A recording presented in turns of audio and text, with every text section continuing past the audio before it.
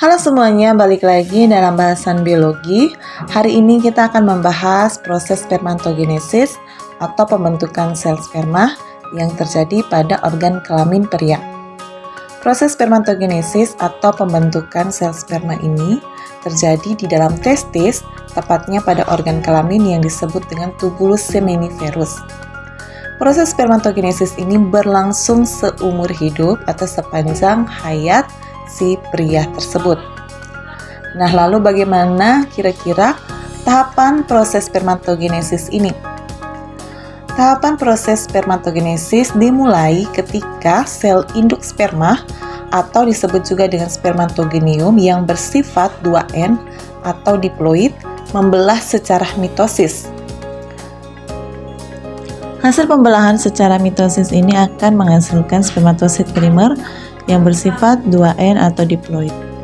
Spermatosit primer 2N ini kemudian akan mengalami pembelahan secara meiosis, mengalami pembelahan meiosis 1 atau pertama, kemudian akan menghasilkan spermatosit sekunder yang bersifat haploid. Spermatosit sekunder ini berjumlah 2 buah yang akan mengalami pembelahan meiosis kedua dan menghasilkan 4 spermatif yang bersifat haploid. Sifat haploid ini artinya memiliki setengah jumlah kromosom dari sel normal atau sel induknya. Kemudian masing-masing spermatit tersebut akan mengalami diferensiasi dan spesialisasi sel dan akan membentuk spermatozoa atau sel sperma yang bersifat haploid atau memiliki setengah atau separuh jumlah kromosom induknya.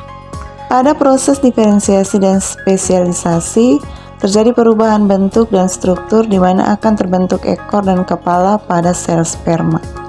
Pada bagian kepala, sel sperma mengandung bahan genetik atau materi genetik yang berfungsi sebagai pembawa sifat keturunan. Jadi itulah proses spermatogenesis atau proses pembentukan sel sperma.